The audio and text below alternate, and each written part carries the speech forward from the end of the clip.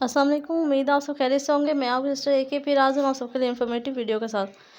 तो आप सबके साथ नेशनल बैंक में जो जॉब्स आई थी वो और जो यूबीएल बैंक में जॉब्स आई थी उनके बारे में मैं डिस्कस कर रही थी, आप लोगों को इन्फॉर्मेशन प्रोवाइड कर रही थी। तो कुछ आप लोगों की कन्फ्यूजन थी जो आप लोग बार बार मुझसे क्वेश्चन कर रहे थे। ये कुछ कमेंट्स मैंने आपके सामने ऑन किए हैं। अब मैं इन कमेंट्स के आप लोगों को जवाब दूँगी ताकि आपकी जो कन्फ्यूजन है वो दूर हो सके। सबसे पहले तो मैं आप लोगों को ये बताऊँगी कि जो आप लोगों ने मुझसे क्वेश्चन किया, जैसे हम नेशनल बैंक ऑफ पाकिस्तान के हमने जीबी और टेलर्स के इन टेस्ट वगैरह ऑनलाइन हो रहे थे, उनके बारे में मैंने इन्फॉर्मेशन दी थी आप लोगों को। उसके लिहाज से आप लोगों के जो क्वेश्चन थे वो कुछ इस तरह थे कि किसी ने मुझसे पूछा कि लैपटॉप पर टेस्ट देने का क्या मेथड है, मतलब लैपटॉप पे आप टेस्ट कैसे दे सकते हैं। मैं आप लोगों को रेकमेंड यही करूँगी कि आप लोगों ने सिर्फ लैपटॉप पर ही टेस्ट देना है। जब भी आपको कोई ऑनलाइन टेस्ट होता है ना, तो आप लोग उसको लैपटॉप पर या कंप्यूटर पर अटैम्प्ट किया करें, मोबाइल वगैरह यूज़ ना करें, क्योंकि मोबाइल वगैरह आपकी डेली यूज़ के लिए होता है। उसमें आप अगर टेस्ट वगैरह दे रही होती हैं तो उसमें अगर आप लोग टेस्ट वगैरह दे रहे होते हैं तो आप लोगों को कोई इनकमिंग कॉल या एसएमएस वगैरह या कोई भी एरर आ सकता है मोबाइल पर टेस्ट देते हुए। तो इससे बेहतर यही है कि आप लोगों ने इन चीज़ों को अवॉइड करना है और सिंपली टेस्ट लैपटॉप पर कंप्यूटर पर देना है। अब लैपटॉप पर टेस्ट किस तरह देना है? अब लैपटॉप पर टेस्ट इस तरह देना है कि आपकी जो जीमेल है ना, जिस जीमेल पे आप इसका ईमेल आई है ना, वो जीमेल आपकी मोबाइल पर आना है। ठीक है, आप लोगों ने जब टेस्ट अटैम्प्ट करना है लैपटॉप पर या कंप्यूटर पर, तो वो जीमेल आपने वहाँ पर साइन इन करनी है। लैपटॉप या कंप्यूटर पर साइन इन करनी है आपने जीमेल अपनी। और उसके बाद आपने इस टेस्ट को अटैम्प्ट करना है। अगर आपको मेरी बात समझ नहीं आई तो मैं आपको प्रैक्टिकल भी करके दिखाती हूँ, आप लोगों को बताती हूँ कि लैपटॉप पर या कंप्यूटर पर आपने अपनी जीमेल किस तरह ऑन करनी है। जी, तो मैं बता रही थी आपको कि लैपटॉप पे आपने किस तरह जो है टेस्ट अटैम्प्ट करना है। लैपटॉप पे टेस्ट अटैम्प्ट करने का पहले आपने गूगल ऑन करना है। गूगल ऑन करने के बाद ये देखें, जैसे ऐड का ऑप्शन आ रहा है यहाँ पे, ऐड के ऊपर हम जाएंगे। ये देखें ऐड का ऑप्शन आ रहा है, हम इसके ऊपर इसको क्लिक करेंगे ऐड पे क्लिक करने के बाद ये कुछ इस तरह का सेटअप ऑन हो जाएगा। ये बोलेगा कि साइन इन करें, मतलब जीमेल और पासवर्ड लिखें। हम साइन इन पे जाएंगे। सिंपली साइन इन पे जाने के बाद ये कुछ टाइम लेगा ऑन होने के लिए। साइन इन होने के बाद यहाँ पर वो आपको ये देखें जी, साइन इन के बाद यहाँ पे ये ऑप्शन आ गया। वो कहता है अपना, अगर हमने अपना जो जीमेल एड्रेस है वो फ़ोन से या ईमेल से बनाया तो यहाँ पे वो मेंशन करें। तो आपका आगे फिर ये देखें हमने एक जीमेल एड्रेस लिख दिया यहाँ पे, ऐसे हमने लिखना है। फिर इसको हम नेक्स्ट कर देंगे। नेक्स्ट करने के बाद वो आपसे आपका पासवर्ड मांगेगा। ठीक है, जो आपकी जीमेल जो जो आपकी जीमेल के ऊपर टेस्ट का लिंक आया है उस जीमेल को आपने यहाँ पे ऑन करना है। ठीक है, उस जीमेल एड्रेस को वहाँ लिखना है। उसके बाद देखें नेक्स्ट वो पासवर्ड मांग रहा है। अगर तो आपको पासवर्ड याद है ठीक है, नहीं याद तो आपने सिंपली आपने फॉरगेट पे जाना है। काफ़ी दफ़ा पासवर्ड नहीं याद आता तो इसको रिकवर करने का तरीका बता रही हूँ ताकि आप लोगों के आसानी हो। फॉरगेट पासवर्ड पे जाएंगे ना, फॉरगेट के पासवर्ड पे जाएंगे तो वो कुछ हमें ऑप्शन दे देगा कि हम इसको लॉगिन करने के लिए हमें ईजी हो जाएगा। ठीक है, पासवर्ड वगैरह तो कुछ इस तरह का उसने हमें इंटरफेस दे दिया है। वो ये हमें कहना चाह रहा है यहाँ पे कि अगर आपने आपके जिस फ़ोन या टैबलेट पर आपका ईमेल एड्रेस ऑन है तो उसको रिकवर कैसे करना है? क्यूआर स्कैन से। क्यूआर स्कैन से आप भी रिकवर कर सकते हैं। ये बहुत आसान तरीका है आपका रिकवर करने का। आपने सिंपल यहाँ पे कंटिन्यू पर जाना है।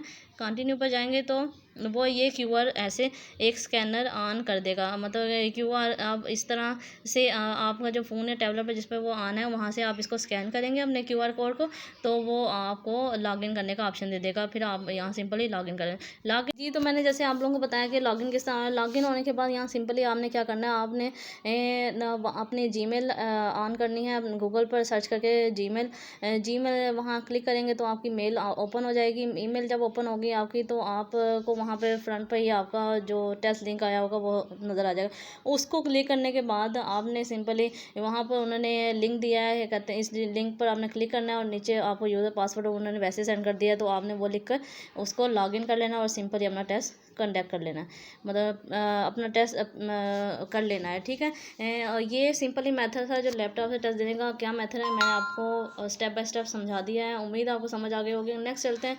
नेक्स्ट किसी ने नीचे कमेंट किया कि आपकी इन्फॉर्मेशन चाहिए थी कि फैसलाबाद में यूबीआई फिजिकल फ्लोर के जॉब क्यों रुकी हुई हैं, 3 मंथ होने लगे हैं। एचआर से कॉल आई कि नेक्स्ट वीक आपका लेटर आ जाएगा, लेकिन अभी तक कोई कॉल नहीं आई। काइंडली अगर कोई इन्फॉर्मेशन देखें, मैं आपको फ़ीसा के फ़ोन के बारे में इन्फॉर्मेशन दे रही थी। मैं आप लोगों को एक इम्पॉर्टेंट इन्फॉर्मेशन दूँगी इस बारे में कि इनकी जॉब जो है ना वो रुकी हुई हैं। वो रुकी क्यों है? हर शहर में नहीं रुकी हुई, इनकी मल्टीपल सीट्स हैं इनके पास, लेकिन ये रुकी इसलिए है कि जब ये लोग आप लोगों का इंटरव्यू वगैरह, टेस्ट वगैरह दे लेते हैं, इंटरव्यू दे लेते हैं, उसके बाद आप लोगों को जैसे फाइनल कॉल आई होती है कि आप लोगों का लेटर आने वाला है, तो आप लोगों को पेशेंस से काम लेना चाहिए, वेट करना चाहिए, क्योंकि जो जो बैंक्स की वैकेंसीज़ होती हैं ना, वो उनकी सीट्स के ऊपर डिपेंड करती हैं। मतलब कि वो जो जो लोग को हायर कर लेते हैं ना, उन लोगों का डाटा अपने पास रख लेते हैं, और जब उनकी सीट्स खाली होती हैं तो उन लोगों को वो कॉल करके बुला लेते हैं।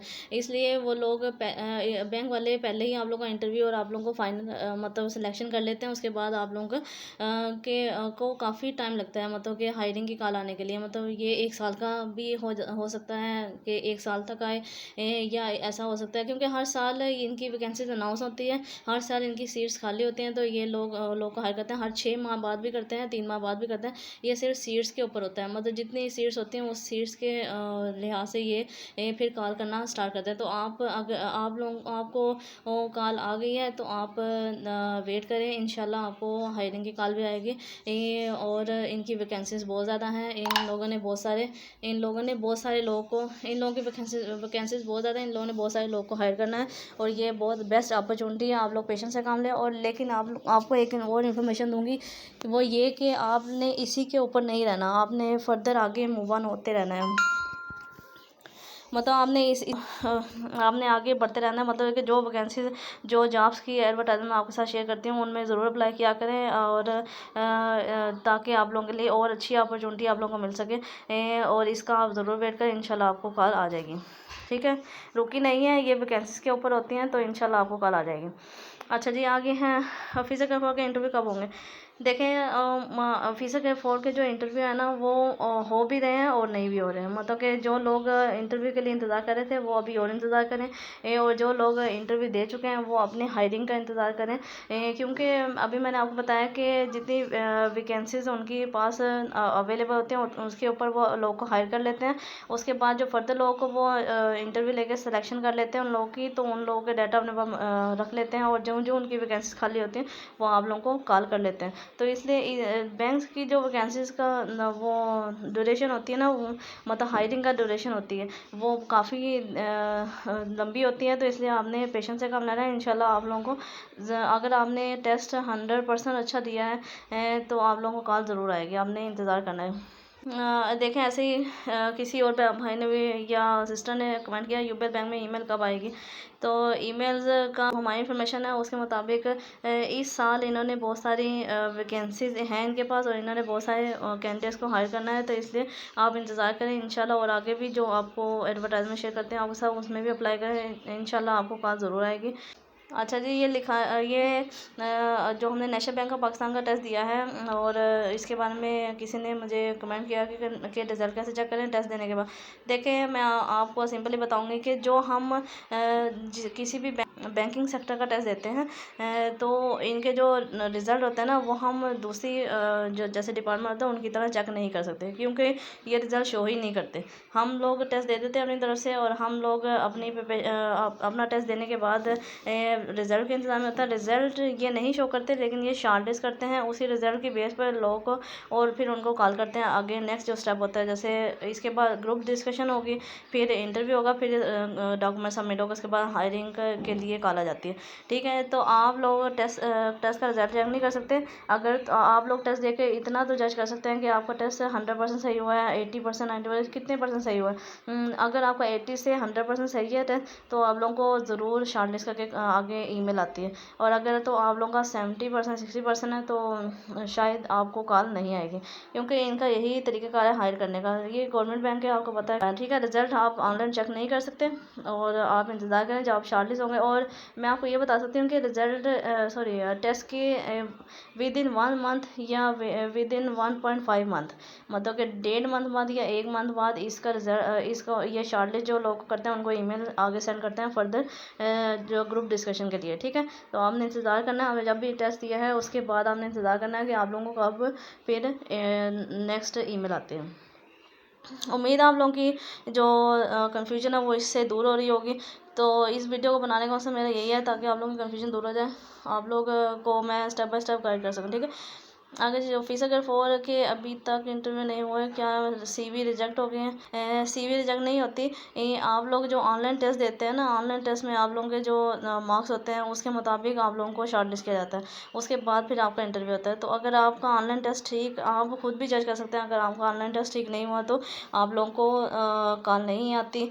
तो अगर आप लोगों का ऑनलाइन टेस्ट अच्छा हुआ है तो आप लोगों को कॉल ज़रूर आती है इंटरव्यू की। तो CV का उससे कोई लेना देना नहीं होता, क्योंकि CV में सिर्फ आप लोगों को जज करते हैं कि आप जो उन्होंने अपनी जॉब के लिए रिक्वायरमेंट मांगी है वो उसके ऊपर आप पूरा उतरते हैं कि नहीं, बस वो इसी चीज़ों को जज करके आपको CV देखते हैं। अदरवाइज़ CV का इससे कोई ताल्लुक नहीं है, ठीक है। तो आपने परेशान नहीं होना। तो उम्मीद आपको बात समझ आ गई होगी। नेक्स्ट है, दोबारा न्यू जीमेल बनाकर दोबारा अप्लाई किया था 4 मार्च को, लेकिन अभी तक कोई रिस्पांस नहीं आया। क्या आप बता सकते हैं कि मुझे इंटरव्यू के लिए बुलाया जाएगा कि नहीं? सॉरी, जीमेल न्यू बनाकर आप दोबारा अप्लाई कर सकते हैं, उससे कोई ताल्लुक नहीं कि रिस्पांस आएगा कि नहीं न्यू जीमेल से, क्योंकि वो आपकी CV देखते हैं। CV देखने के बाद वो आपको शॉर्टलिस्ट करते हैं, शॉर्टलिस्ट करने के बाद वो आपको टेस्ट या इंटरव्यू के लिए बुलाते हैं, ठीक है। ये बहुत ज़्यादा अपनी ब्रांचेस बना रहे हैं, अपने इन्हें कैंडिडेट्स भी हायर करने हैं। इन्होंने जो एक बैंक है, पूरा एक बैंक इन्होंने मर्ज किया है UBL वाले ने, तो इनको नंबर ऑफ़ कैंडिडेट्स चाहिए अपनी न्यू ब्रांचेस के लिए। तो इन्होंने आप लोगों को ज़रूर हायर करना है, तो आप लोग वेट करें, इंशाल्लाह आपको ज़रूर बुलाया जाएगा, ज़रूर कॉल आएगी, ईमेल आएगी। तो आपने पेशेंस से काम लेना है। अब क्योंकि इनकी जो है ना, फ़िलहाल वैकेंसीज इन्होंने कभी ये अनाउंस कर देते हैं, कभी जब अनाउंस कर देते हैं तो कैंडिडेट्स अप्लाई करते हैं, तो ये बहुत देर लगाते हैं। बैंकिंग सेक्टर में जो हायरिंग का वो होता है ना, प्रोसेस होता है, वो होता है थोड़ा ना स्लो। तो ये आस्ता आस्ता ही कैंडिडेट्स को हायर करते हैं। तो कुछ लोग तो दिल हार देते हैं, कहते हैं कि शायद हमें बुलाएंगे ही नहीं, और कुछ लोग उम्मीद रखते हैं तो उनको वो ज़रूर बुला लेते हैं। इसलिए मैं अपने एक्सपीरियंस के लिहाज से बता रही हूँ कि आप लोगों ने पेशेंस से काम लेना। जब हम लोगों ने अप्लाई किया था, मैं अपना एक्सपीरियंस बताती हूँ कि हमने भी अप्लाई किया था, तो हमें भी तकरीबन 1 ईयर लग गया था हायर होते हुए। तो इसलिए आप लोगों ने भी पेशेंस से काम लेना है। बैंकिंग सेक्टर का हायरिंग प्रोसेस स्लो होता है, ठीक है, वो ज़रूर बुलाएंगे आपको। आगे किसने कमेंट किया, अगर कोई ईमेल लेट रीड करे तो फिर टेस्ट दे सकता है? जी, टेस्ट ऑनलाइन जो टेस्ट होता है ना आपका, उनका जो टाइम होता है वो विदिन 2 डेज़ होता है।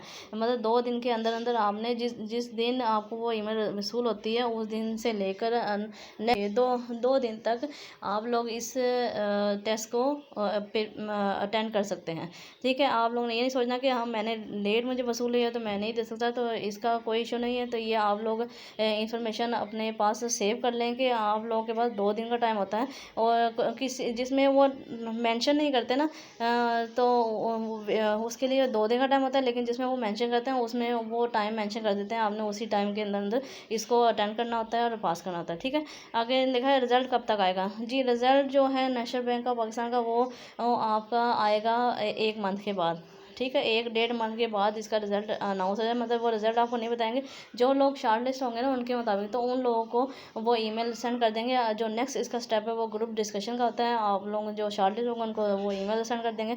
फिर नेक्स्ट आप लोग अगर ग्रुप डिस्कशन में पास होते हैं तो फिर आपको फर्दर इंटरव्यू की ईमेल आती है, ठीक है, ईमेल, और फिर उसके बाद डॉक्यूमेंट्स, ठीक है। उसके बाद फिर फाइनल आपको हायरिंग के लिए वो लेटर इशू कर देते हैं। जी, ये थी कुछ बेसिक आप लोगों के कमेंट्स के मैं आंसर देना चाह रही थी। 1 बाय 1 सबको आंसर देना मुश्किल हो रहा था, तो इसलिए मैंने सोचा कि एक वीडियो बना देती है, ताकि आप लोगों का कन्फ्यूजन दूर हो सके। उम्मीद है आप लोगों की कन्फ्यूजन दूर हो गया। अगले नेक्स्ट वीडियो में नेक्स्ट इन्फॉर्मेशन के साथ, ये थोड़ी सी वीडियो लेंथी है लेकिन आपने देखनी ज़रूर है, क्योंकि ये आप लोगों के लिए बहुत फ़ायदेमंद है।